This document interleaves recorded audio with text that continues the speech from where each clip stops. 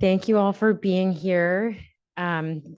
Really thrilled to welcome two phenomenal clinicians to talk with us about a very alliterative title, Rapid Restarts and Resistant Paths, challenging ART cases in people living with HIV at Word 86. First, Dr. Max McClure will start us off. Dr. McClure is a Senior Infectious Diseases Fellow here at UCSF and in the Division of HIV/ID and Global Medicine. His as a researcher by day, he focuses on the entomological transmission of malaria, if I pronounced entomological correctly, vector-borne disease. If you haven't had Max give you a TikTok, I highly recommend it. In addition to this day job, he's just a phenomenal, thoughtful clinician, as is our second speaker, Dr. Jorge Salazar, another senior infectious diseases fellow who is a ORD6 provider in the Salud Clinic. He's interested in socio-behavioral anchors of health and HIV outcomes and has been leading the evaluation of the Rapid Restart program. So really thrilled to have them both. They'll take questions at the end, so feel free to put them in the Q&A section of the Zoom or walk around with the mic at the end. And without further ado, welcome Dr. McClure. Thank you so much, and thanks everyone for being here. So I'm just going to start by saying we have no disclosures, speaking for both of us. I'm going to start with this first point here, which is reviewing a case of multi-drug resistant HIV with a focus on some of the relevant clinical trials regarding these situations. Then I'm going to hand it over to Jorge to address decision-making and rapid restarts, going through some protocols and clinical resources to guide ART selection in that situation and talking about some recent studies. If there's time at the end, I'll come back with another MDR case, but I suspect that'll be enough. So I'm going to jump right into the first case here.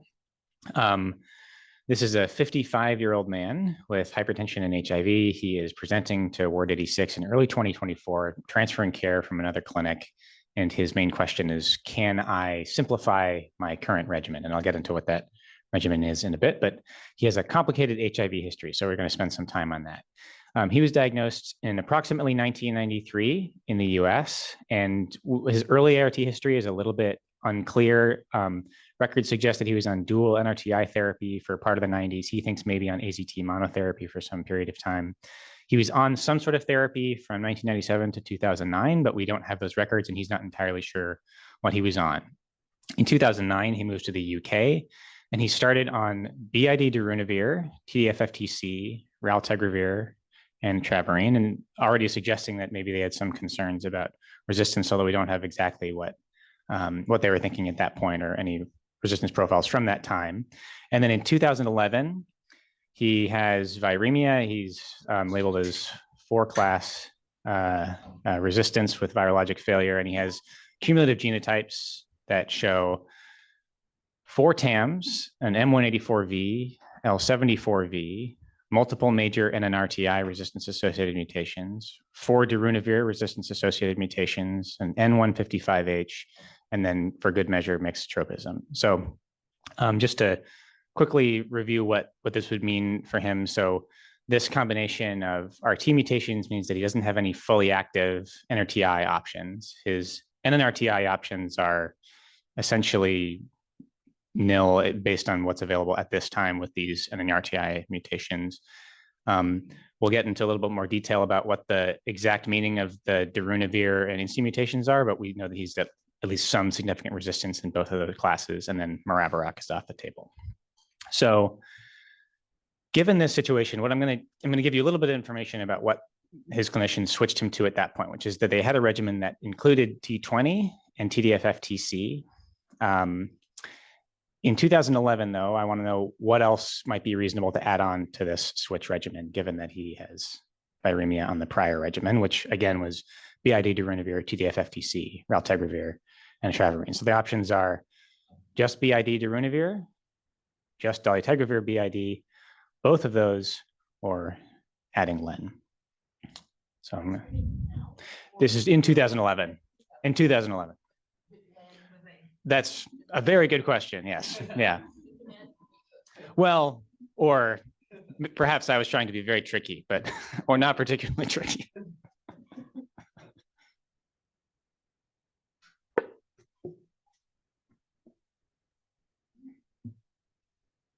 I'll give another few seconds here. All right, so I'm seeing a lot of people liking darunavir BID, and second, both of those. And then everyone is sussed out that len simply isn't on the table, although it very well might be a reasonable option in theory. So basically, there's also questions, dolutegravir actually wasn't widely available at this point either, but it is available via expanded access. And in fact, it is available to him. So I think that I'll get into why I think that probably dolutegravir BID or darunavir BID and dolutegravir BID are both reasonable options here. I think that I maybe have concerns about darunavir BID on its own with T20 and TDF-FTC. And I'll talk about that. And then len, of course, just not quite there yet. So this is a slide that I think people may have seen before. This is a secondary analysis of Power 1, 2, and 3, which is comparing darunavir-based regimens to older PI-based regimens. And basically what they did is they pulled out the treatment emergent resistance-associated mutations from these trials for darunavir, and then they pooled the participants in the trials based on how many of those mutations they had at baseline, and looked at then when you sort of pool people that way, what percentage of them were suppressed at week 24. So with 2 mutations, 50% of participants were suppressed. And as you ramp up the mutations, the value of your darunavir seems to go down. And by the time that you're at 4 or more mutations, you have relatively low rates of suppression. And this has sort of led common practice to be that you give BID darunavir with a major resistance-associated mutation, but once you hit 4 mutations, maybe darunavir isn't your best option. Or maybe it isn't, I should overstate that, maybe it isn't really doing very much at all. That said, there is still 10% suppression. And so if you have really very few options, as may have been in the case in this participant, or my patient rather, it may still be reasonable to leave on just because it's not doing necessarily nothing in every single patient. But again, this suggests that his 4 darunavir resistance-associated mutations is really limiting the efficacy of that particular drug, even at BID dosing. The next question was, what's the efficacy of BID dolutegravir in this case? So the trial that answers this question for us is Viking 3, which looks at treatment-experienced adults who are viremic, like our patient, who have documented resistance to raltegravir, like our patient, and then who must have at least one fully active drug option for their optimized background regimen, which would still be the case for our patients since we're adding T20 on. But this is an important caveat to keep in mind when you're talking about using BID dolutegravir with INSTI resistance. So in this trial, they took participants who met these criteria, started them on BID dolutegravir, and continued the prior failing regimen for a functional monotherapy phase. And then at day 8, they switched them all to dolutegravir BID with an optimized background regimen with 1 or more fully active agents in that background regimen. And so again, in this analysis where they pooled participants based on what sort of baseline resistance they had, you can see that what really mattered was the presence of a Q148 mutation, and then also on top of that, how many additional major INSTI RAMs you had. So these primary non-Q148 mutations includes the N155H that our patient has. Our patient did not, however, have a Q148. So he would be in the no Q148 mutation category here, which is the second from the left bar plot, which shows that here at 24 weeks, 79% of participants suppressed, which is pretty good. As you add the Q148 and additional mutations, that response really drops off. And once you have Q148 plus greater than 2 mutations or greater than equal to 2 mutations, you're at 24%. So again, some diminishing returns as you accumulate that INSTI resistance.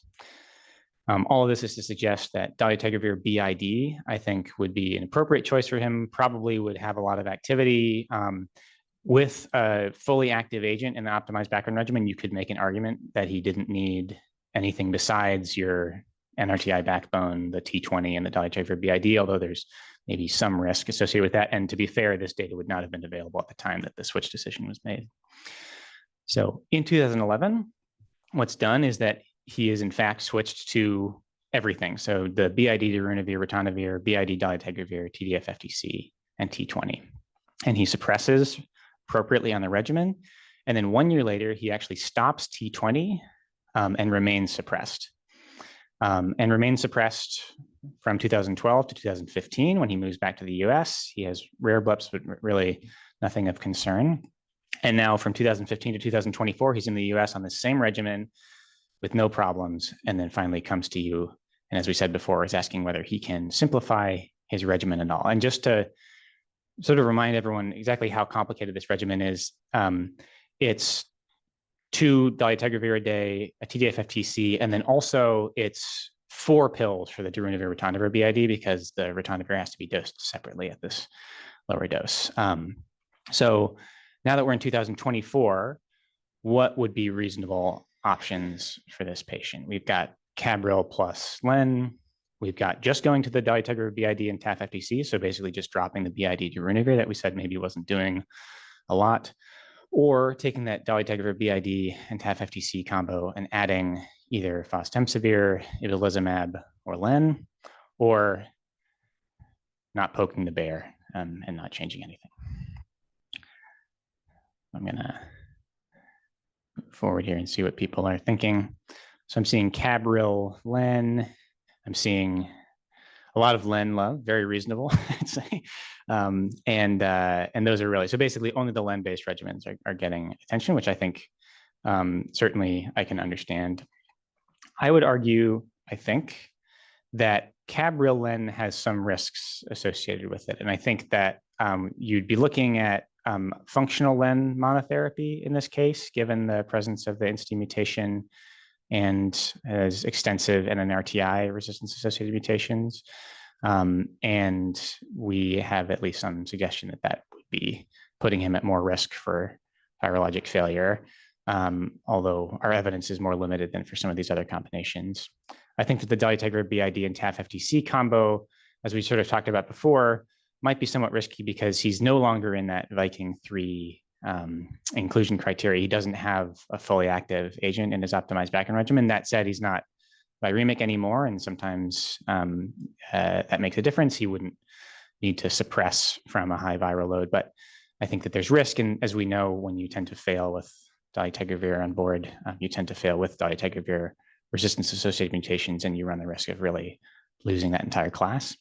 And so I think that I would probably favor one of the final 4 regimens here, which would be dolutegravir BID and TAF-FTC plus one of these 3 other agents that we would consider in multi-drug resistant HIV. And I think that we have the most experience here in Ward 86 with Len. I'm actually not going to spend any time talking about it because I think that we have a lot of discussion about that one. So I'm going to spend a little more time talking about fostemsavir and ibalizumab, which I both think are feasible options for him. And then I don't think it's necessarily wrong to not change him because he's been suppressed for about 13 years if he doesn't have a problem with it. So fostemsavir, which we don't use very often, is an entry inhibitor. It has sort of 2 distinct mechanisms of action. It both inhibits interaction between the virus and CD4 receptors and also inhibits these post-attachment steps. It is a BID oral drug. So when we're talking about how much this is really simplifying his regimen, what it's doing is reducing his pill burden by 2 a day. It's not a dramatic change, but it does reduce a little bit. It does have this association with QT prolongation, so you'd probably need to get an EKG prior, and it does have some significant DDIs, which should be considered in some patients, including with anti-epileptics, rifamycin, and statins, but these are not issues for our patient. The evidence for the use of fostemsavir in this population in particular comes from BRIGHT, which is sort of a slightly more complicated study design. So this was taking heavily treatment experienced individuals who had virologic failure on their current regimens. And there was both a randomized cohort and a non-randomized cohort. In the randomized cohort, these were participants who had 1 to 2 remaining classes, each of which had 1 or more fully active agents in them, which would not be our patient. And then there was a non-randomized cohort which had no remaining A or B classes with fully active agents, which our patient would fall into, except for the fact that he's not currently viremic. So in the randomized cohort, there was an initial 8-day period where participants were randomized to either placebo or fostemsavir plus their failing regimen. At day 8, they looked at the mean log change in HIV viral load. And then at day 9, everyone was started on fostemsavir plus an optimized background regimen, including at least one fully active agent.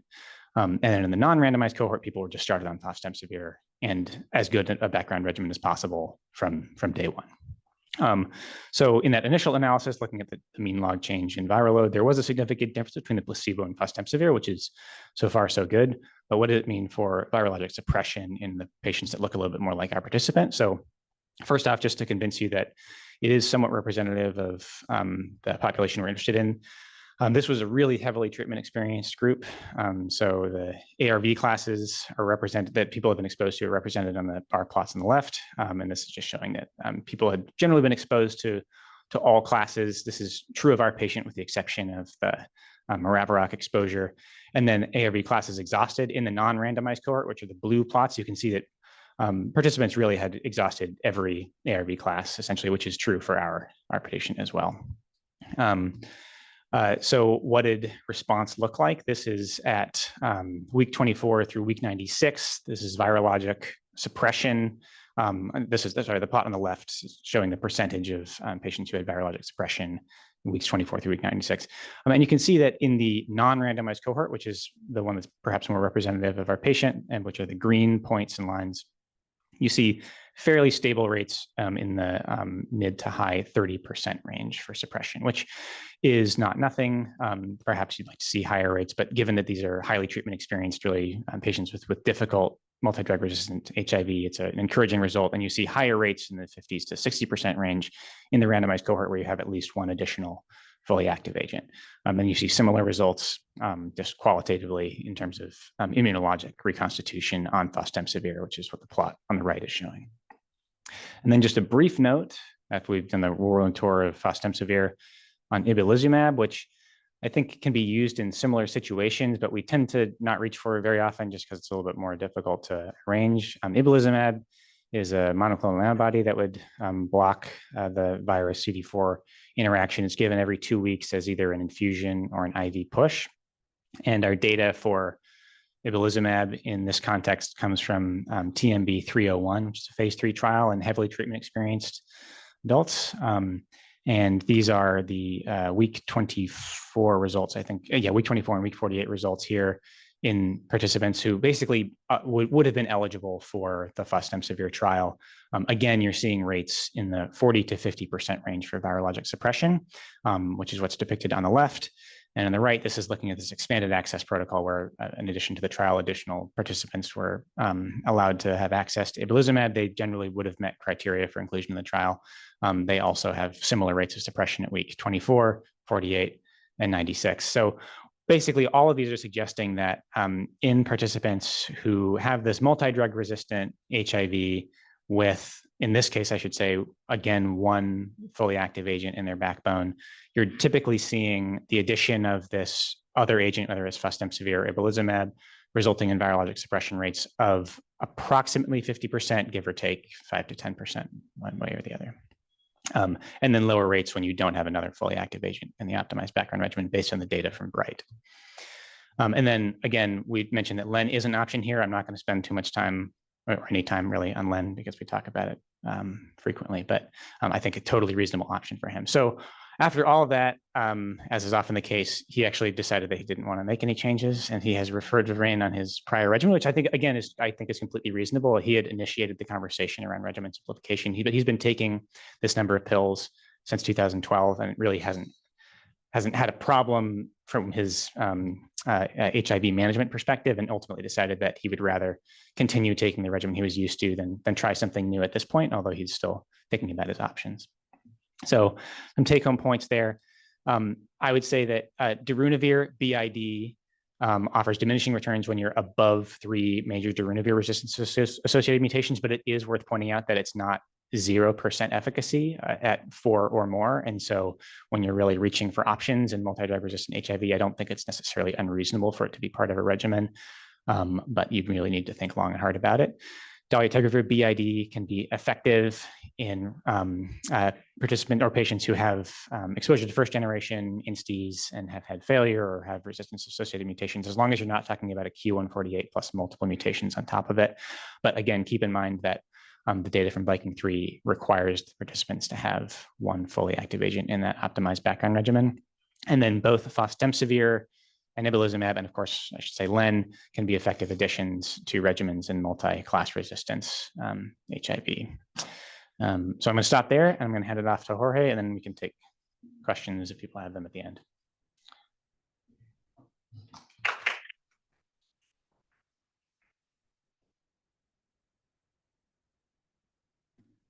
Awesome presentation, Max. Thanks so much. So I'm going to start with two rapid restart cases, but the first point that I just really want to make is that interruption in ART treatment and gaps in care are quite common. And I want to highlight this US Medicare study that was published out of UPenn. And a reminder that Medicare covers over 25% of the over 1 million people living with HIV in the US. So this was a pretty important study. And large sample, as you can see, over 48,000. They used Medicare fee-for-service data from 2013, 2018. Patients who were starting on an anchor regimen that included a PI or INSTI or NNRTI. And they looked outcomes of ART adherence, gaps in treatment as short as 1 week or up to over 180 days. And then discontinuations, which they described as continuous gap in ART over 90 days. And so you can see over a quarter of these people had a 30-day gap in ART. 10% of them discontinued ART completely. And as you can imagine, some factors that were associated with discontinuation were things such as substance use, mental health issues, things of that nature. And then another study out of the grading Emory system was a retrospective study of people who were newly engaging into this clinic from 2012 to 2017. Much smaller study, about 1,000 patients. And the outcome that they measured was something called churn. And this comes up in the engagement literature a lot. Churn really refers to cycles of disengaging and then re-engaging into care. And so their outcome was whether these patients had an over 12-month gap between their HIV care provider visits or viral load measurements. And from this sample of over 1,000 people, it was about 15.3% that had this gap in care through 3 years of follow-up. Also notably from this study was that patients who had a gap in care, their gap in care, they had 28.6 viremia. Following their gap in care and upon re-engaging care, they had up to 66% viremia. So this goes to show that these patients are viremic. You know, this propagates the transmission of HIV in our epidemic here. Now, this is the HIV epi report from SF data from 2023 that was published in the fall, September 2024. From this data, DPH data, we saw that there's 15,544 San Francisco residents living with HIV by the end of 2023. This bar graph looks at two populations. In the green are people with HIV who resided in San Francisco at the time of the diagnosis. And then in blue was people who were living in San Francisco regardless of where they were diagnosed. So their viral suppression rates for these two groups were 62 and 74% respectively. I know the 74% viral suppression rate is what's posted in the Getting to Zero website. And I want to go to this first ARS question here. Among the 15,000 people with HIV in 2023 who lived in SF, how many of these are not known to be in care and currently still live in SF? So these are people who we think that are out of care, but they have an SF address. I'll give you some 5 seconds or so. Are you good at guessing here? Well, looks like the majority actually did get the answer correctly. C, it's a little over 1,800. Again, this is from the updated EPI report from 2023. So this is a pie chart of everyone who's receiving care and also not receiving care. So in 2023, of those 15,000 people living with HIV, cumulatively 67 received care. 48 of those were in San Francisco. 19% were receiving care outside of San Francisco. So that leaves us with 33 who we're wondering where they are. And 12% of the entire sample live in San Francisco. This is what I'm saying is a high priority population for re-engagement in care. This is the 1,800 that we need to plug back into care. So I'm going to go into the case here. We have a 26-year-old male with a history of HIV. He's off meds, has polysubstance use, and presents to the ED with acute drug intoxication. He was brought in by EMS. He was found outside behaving erratically. For his HIV history, he was diagnosed in 2020 at an ED visit where he presented with cellulitis, fever. This prompted HIV testing and screening, which was positive. He had been on PrEP previously, but self-discontinued a few years prior to this. And then he did connect with Ward 86 shortly after that ED visit. He had some labs, CD4 was low, viral load 370,000. The rest of the labs, you can see his baseline genotype was out without mutations, and he was started on Big TAF FTC. Unfortunately, however, he was lost to follow-up. Link's navigation team attempted to search for him, and other medical history that was noted from his chart. He had multiple ED and hospital admissions for drug intoxication. He had some psychiatric holds in the past as well. So he's now in the ED. Again, he was brought in by EMS. He was found on the streets, causing distress to others. He says he had, quote, taken some drugs. He didn't have any other medical complaints. Temperature was somewhat low. Rest of his vitals were fine. And then he was somnolent, no injuries. The rest of the exam was unremarkable. And labs do show positive tox screen for meth and GHB. So he's in the ED under observation. 3 hours pass. He's now awake. He's alert and ambulating. He does say he used meth and GHB, and he mentions that he's off ART. So I want to ask you, if you were the ED clinician, what would you do next? Would you obtain further HIV history, ask about adherence, look at prescriptions, labs, do that, get some labs, C, do all of that and try to engage him in care, D, consult with ID or HIV expert, restart meds, don't do anything.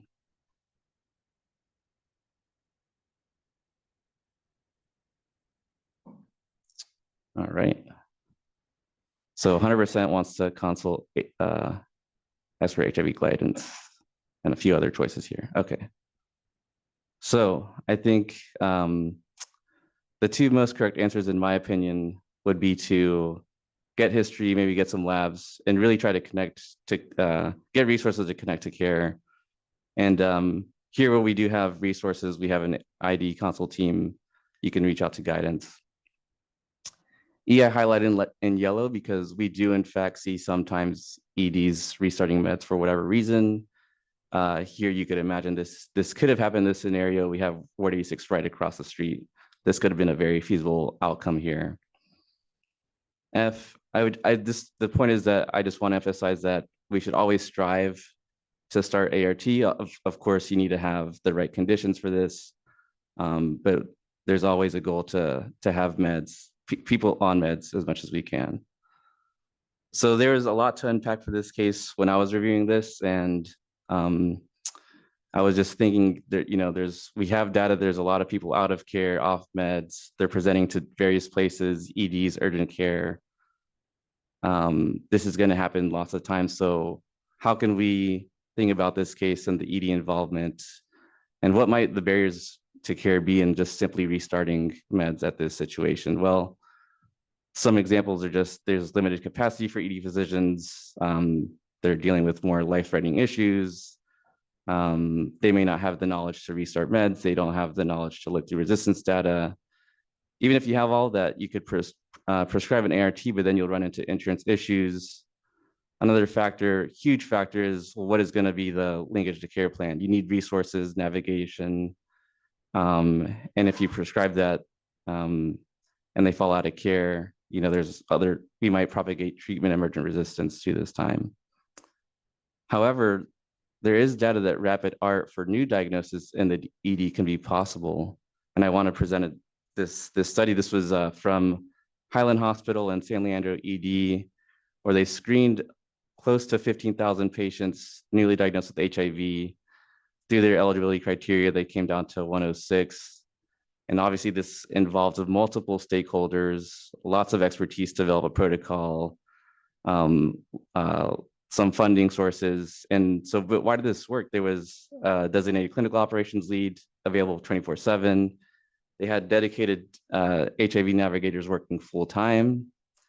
They had narrow inclusion criteria. I mean, they excluded patients who are pregnant. They had to have good LFTs, renal function. I think a big thing was starter packs. This circumvented, things that might come up with insurance issues. But the other point that I want to make is when comparing this to rapid restart, rapid ART new diagnosis is going to be a much less complex scenario. This is completely treatment naive. We know there's low rates of transmitted resistance. Our first line ART options are really great, high efficacy, tolerable, low pill burden. So it's a much less complex scenario, and there's much more challenges ahead for rapid restart in the ED. What was actually kind of striking to me was that over 50% of patients were entered all over the study. Why? They had a prior HIV diagnosis with treatment experience off ART. So this was a rapid restart patient population. Really made me say what? Because this is an opportunity. I mean, we're not there yet, but we need to keep this in mind for the future. So again, I was thinking, would it be expected for the ED to restart ART? My short answer is it depends. Long answer depends on a lot of stuff that I already mentioned: resources, funding, expertise. But it's our responsibility to develop these processes and best practices. And down the line, we can do this, educate, support, and collaborate with EDs and streamline rapid restart and re-engagement. But again, not there yet, but something to just think about and ponder. But I did want to highlight Ward 86 and ED collaboration. This has been longstanding, primarily through the FAST team, which they also collaborate with our lab here. Some of you may know this, but all screening tests that are positive in our hospital system prompts the patient to the FAST team. They review this and they review patient charts and then put these categories based on what they see in the chart. And what I've been interested in is this third category, known HIV off ART not connected to care. And I just want to give a brief shout out to Liz Imbert, Just Bloom, Sousa Coffee, who've had lots of discussions with the ED of how to set this up and streamline ED referrals to the FAST team. I won't really talk more on that, but just wanted to highlight that. So what I just wanted to mention as for non-HIV clinicians to understand on these scenarios is know the absolute medical contraindications of restarting ART. We know this CNS OI such as cryptococcal and TB meningitis, basic labs to order, which will include your routine labs, HIV viral load, CD4, genotype, Hep B serologies, HLA-B 5701. Those are, in my opinion, the highest priority. There's several others you can get. And then who to reach out for linkage to care. Again, this is going to be lots of partnership and development needed before this happens. And then just knowing that with the right resources, obviously consultation with an HIV expert, these should be individualized assessments to create a safe and suppressive ART regimen and shared decision-making, but this can be possible. The next thing, I'm just gonna highlight 3 resources that I found that can help clinicians who might be seeing this. Many of us in the room could be considered expert HIV clinicians. I think this is really great to just sort of bring attention this issue of some sort of just starting point and guidance to resume ART in the setting of treatment interruption. And so the Getting to Zero SF Rapid Retention Committee is actually one of the only organizations and the first, to my knowledge, to have something publicly available to guide clinicians for this.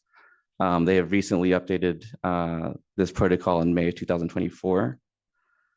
And then this is just pulled from that document, some scenarios of what would you do and how do you restart. Again, for many of us here, we know how to do this based from our HIV training. This is mostly to serve those who just don't have that extensive background.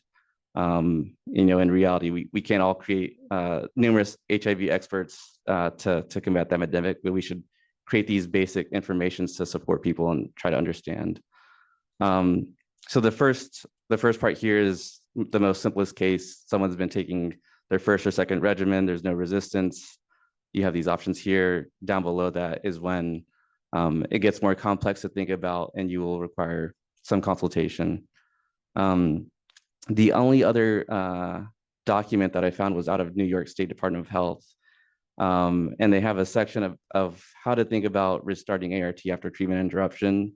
The thing that I liked about this guidance was just really honing in, trying to ask what happened, what occurred that led to the interruption, what are those barriers still present, but also thinking about things that could propagate drug resistance from when they last took their meds. So was there viral suppression when they last stopped? Or when they last said they stopped, was there lots of periods of viremia that would be more suggestive of developing drug resistance? Also, did they stop abruptly versus were they taking intermittently? So just another resource out there.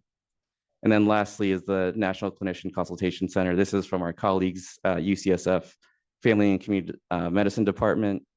And this is just to provide this as a resource. It's peer-to-peer consultation with an HIV expert, available Monday through Friday, and it's completely free. I think this has been going on for over 20 years now. So back to the second case here. So his ED disposition, his HIV was not addressed, no plan made to restart ART or link to care. I think this goes back to just having the capacity to deal with it. They were mostly just dealing with the substance use, and so he was just discharged home. However, a week later, he does present to Ward 86 urgent care to restart ART. He says he's been off and on, and so what does this mean? He says when he would take his meds, he would take it daily, but if he stopped, he would stop for weeks to months at a time. And the reason he stopped his ART was loss of insurance. His last prescription was written 3 months ago for a 90-day supply. He's also seeking STI testing. He's had over 10 partners in the past month. He's had some recent diarrhea that's resolved now. In his updated labs, his CD4 is still low, it's 180. Bar load is high, over 1 million. Genotype is pending. He meets with the FAST team. He gets his insurance reactivated and started on Big TAF FTC, and is still retained in care here. So summary from this case, we know that there's gaps in HIV care and treatment. ART treatment have been quite common. This is going to continue to contribute to the forward HIV transmission. It's important to educate clinicians at all levels, really, and support healthcare systems to streamline rapid restart.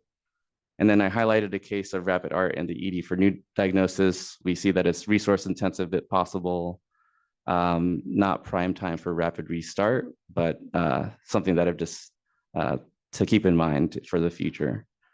And then consultation with the expert HIV clinicians and clinical resources are publicly available.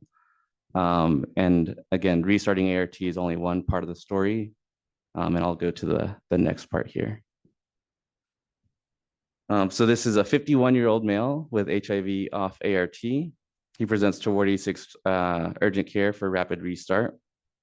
His prior care was at Ward 86. Last PC visit was a year ago. And he says he's had trouble filling meds due to insurance issues. He's taking Big TAF FTC every other day. He was diagnosed in 2005. His ARV history, really to simplify this, from 2009 to 2013, he'd been on an atazanavir-based regimen. In 2013, his last regimen was atazanavir, ritonavir, bacavir, 3-TC.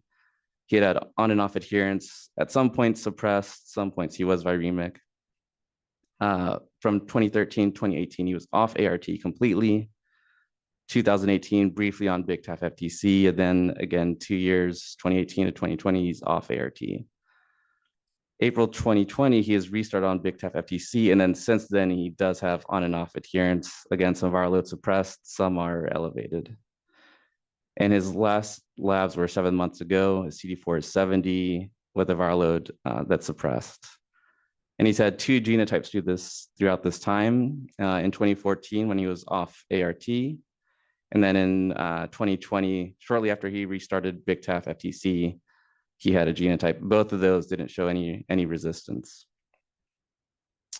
For his past medical history, he's been hospitalized for staph bacteremia and pneumonia that was quite extensive, even with cavitary lung disease in November 20. Medications were none, allergies none. Stably housed in SF. Worked previously as a construction worker, but not currently working. And he has quite an active opioid use disorder. He's inhaling about 1 gram of heroin a day, previously on methadone, but has since stopped. So he has a rapid restart visit. And again, he says he's been taking Big Tap FTC every other day to every few days to, quote, make them last. And he did this for several months after his insurance expired. He's been out of meds for 1 month, and he says he wants to restart meds and wants to reconnect with his prior PCP, who is still at Ward E6. And no major complaints. He gets his new labs. He meets with the benefits team, and his insurance is now confirmed as active. And for safe measure, an ADAP application is also started. So in this scenario, what ARV regimen would you recommend? And I have his history right here that's relevant.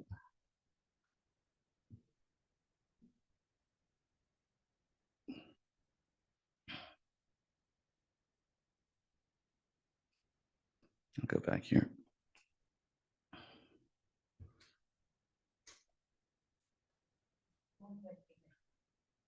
Yes, he had pigmentation changes to etazanavir. Or sorry, it was FTC, yeah. Mm-hmm.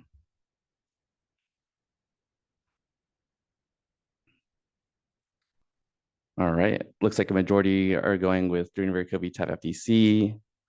Some other options here. Same thing with dolutegravir, and then some people interested in long-acting injectables. So I've highlighted 3 options that I think are most correct. Also, just using our guidance from the rapid restart protocol, which calls for sort of a more bolstered regimen for an NC, ARV, and PI, if you are concerned about NC resistance, which I would say is quite possible with him having taken Big Tap FTC every day to every few days for several months.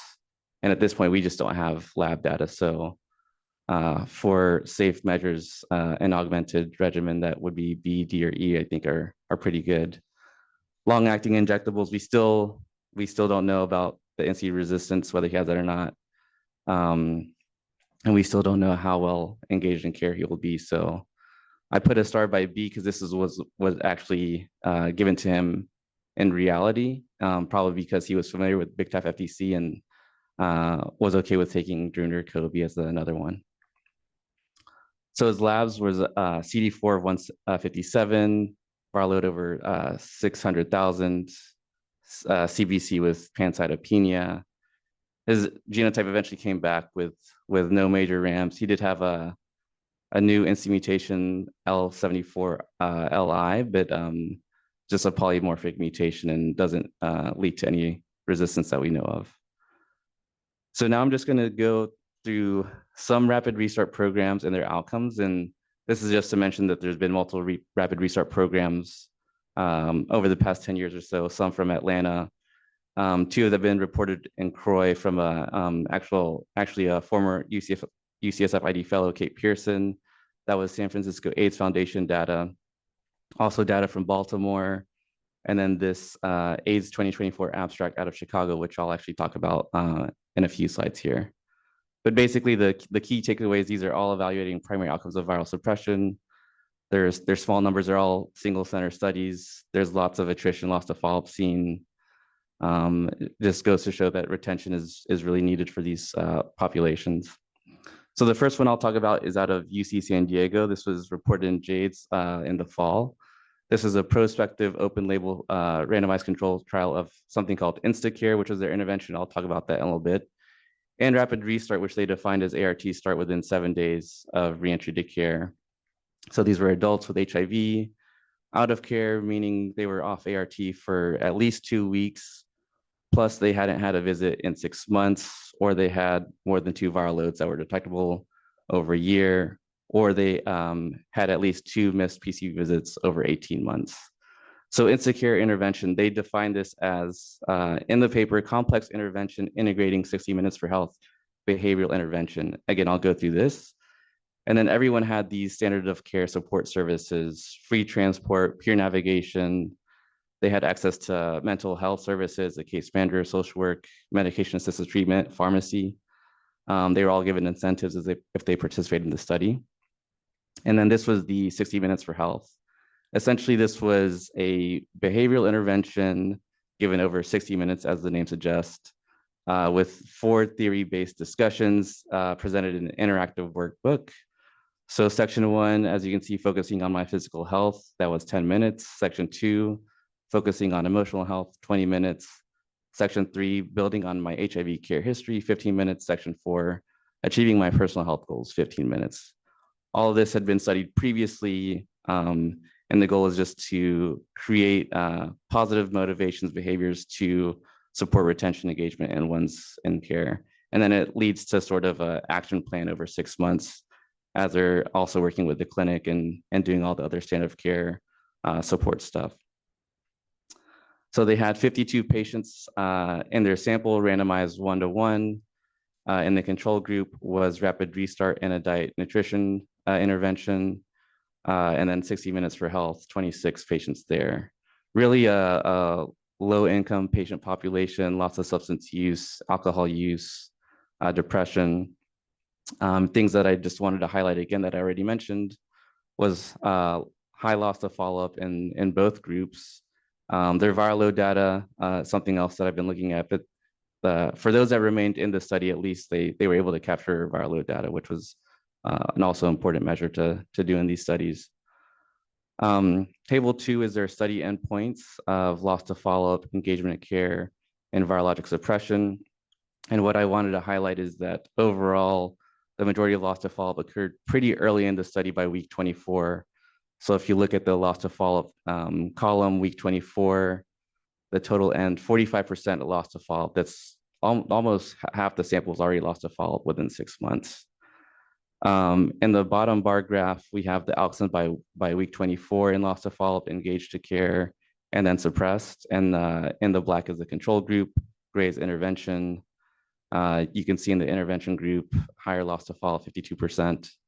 Engagement and care is low in both groups. And then surprisingly, the intervention group had lower viral suppression, 28%, despite this intervention.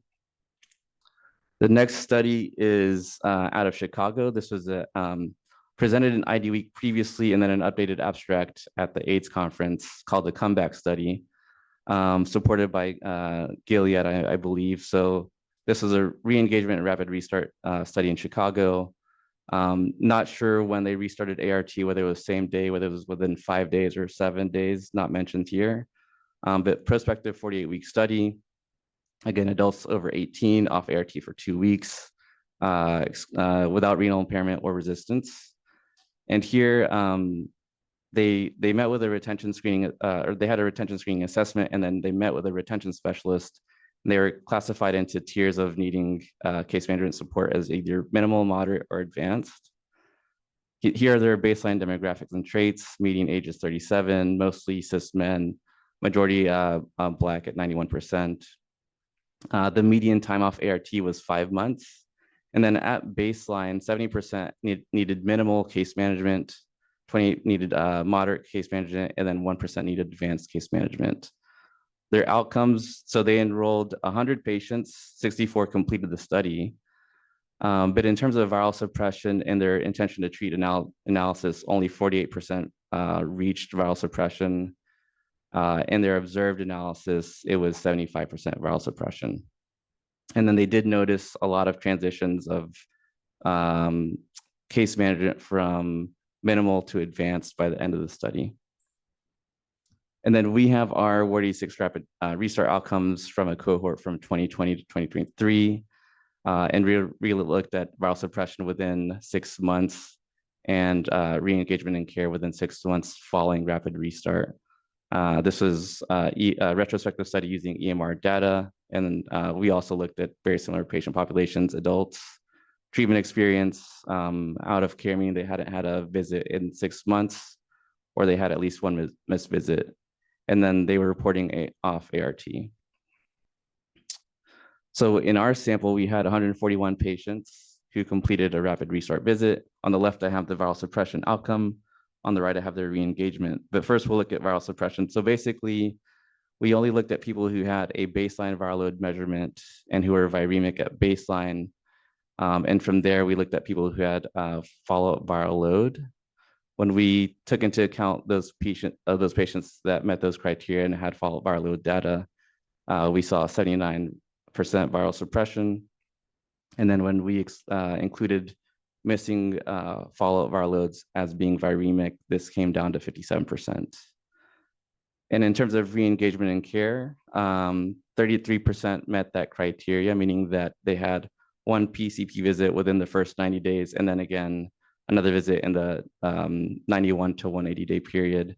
Only 37% had one PC visit and then within 6 months, and then 30% had no visits at all after the rapid restart visit in those 6 months.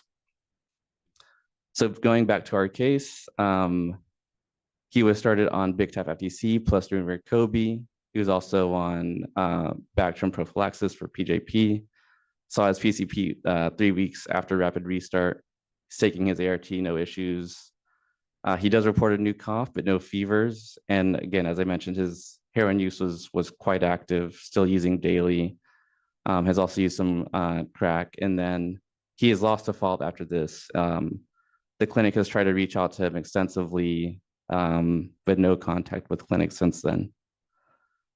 So I just wanted to highlight again, as I mentioned previously, starting ART is one part of the story, then the other part is retention and care.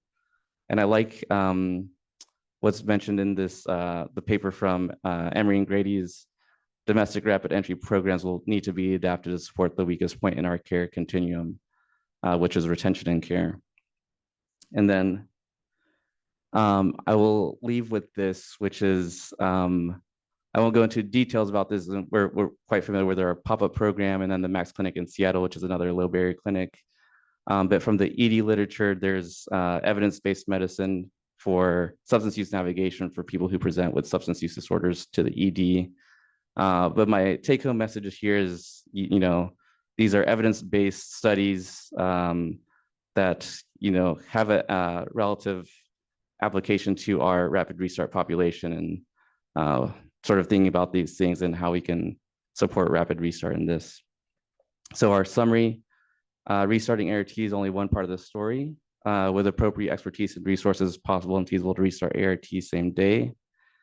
The programs and the studies that I've highlighted provide ongoing evidence that retention and care remains the weakest point in the continuum.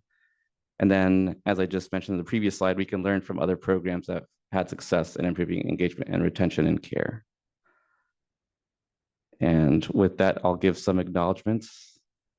I think we'll have about 7 minutes for questions.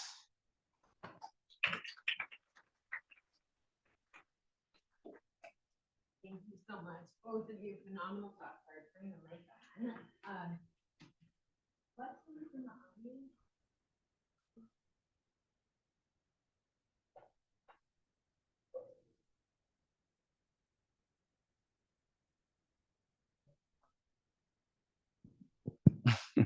I can ask one. You're getting accolades in the chat. And actually also our comment from online from Dr. Burek that when considering rapid regimens, that the combo of TAF, Cobi, darunavir plus dolutegravir avoids the extra TAF when you compare that to BIC, TAF FTC plus separate standalone darunavir.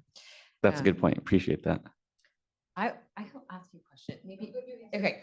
My question was your take on the San Diego study, Jorge, and I think that it's what you described as like a lot of things that we would hope for at Ward 86, like navigation, more wraparound support for mental health and substance use, et cetera, and whether they reported or you're aware of any limitations that sort of brought down their retention effectiveness. Yeah, I mean, I think going through that paper and the authors themselves were, you know, I think they were surprised that they had that outcome. I guess speaking on their behavioral intervention, I think it would be better just to sort of ask patients what they actually really need instead of trying to just, I don't know, kind of quote, force this behavioral intervention upon them. 60 minutes, there's a lot of stuff going on in these settings. Some people are in crisis. Who can actually focus for 60 minutes during this time? Speaking to standard of care services, navigation, all that sort of stuff. We've been discussing a lot. I think some things need to be more specialized. I mentioned that substance use navigator, someone that just has more expertise of the landscape of substance use treatment programs in whatever city you're living in, I think might be better for some patients than just kind of like a general case management service. You can apply that to like a housing navigator as well, just someone who's like has actual expertise in those sort of landscapes. Yeah. Really helpful. That was really great, both of you. I don't know if this is working, but I wonder about the difference between, I'm just so struck by substance use being the driver, especially in that last case that you were talking about, and clearly in many of these case series. And when I hear navigator, that to me, we're talking about like action at the moment. And I'm wondering what your thoughts are on things like, immediately taking someone to Bridge Clinic, immediately offering buprenorphine if that's appropriate, that not just saying, oh, here's a navigator, but like a direct intervention, enrolling into contingency management, things like that are not just navigation, but immediate. And this, again, I saw navigation here, but what is that like? What are they actually going to do? And what are your experiences and Suze's experience with, now that we have Bridge, using that to, instead of maybe focusing on the HIV, I know it's hard to say that out loud, but if that's the number one issue, addressing that without just navigating.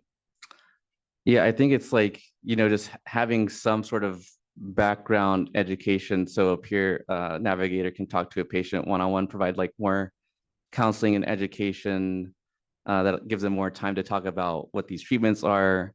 Then when they actually meet with the physician, they at least have some background knowledge going into it. I also think it's like getting them physically to wherever they need to be, helping them get there. I don't know if, yes, Amu is here, and I wanted to say she can also elaborate on this too. I think like a lot of great context, and I'll say, Annie, just to like underscore what you said, I think the immediacy of addressing substance use in the moment is huge, and often in my experience, the navigator is helping facilitate that immediacy, like getting to a pharmacy to pick up the VUP or enroll in that contingency management program or whatever. But Anu has more experience in San Diego. I was just going to say that the purpose of the navigator is an immediate intervention. They're supposed to help a patient get into acute withdrawal management or whatever urgent need is needs to be met. There should be their focus. I will say in this study that Jorge put up on the slide, the retention and care at 30 days in over 1,500 patients that were included in this study was improved from 15% to over 50% by the implementation of an effective navigator service in the emergency room. And these were actually people who were using stimulants specifically in this paper. So it's very relevant to our patient population. And the Bridge Navigator program here is actually going to dedicate one navigator to the emergency room. They've been doing rotation with a couple of navigators, but their plans are to dedicate one navigator to the ED to really make it as effective as possible.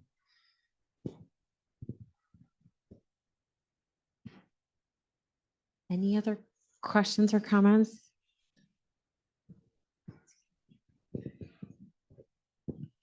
Thank you, Jorge and Max. Those talks were both great. I just wanted to sort of reinforce what I think everyone is saying, is that we know some of the reasons that these folks who are out of care and off ART, we've known for a while, what's up with them, what's more important to them in many moments of their lives than taking ART and coming to clinic visits. Your data have really helped solidify that understanding. There's more to do, but it's really helpful to have those data. We just really need to implement consistently the interventions And those include navigators, and the Bridge Clinic is a game changer. HAP and pop-up are game changers.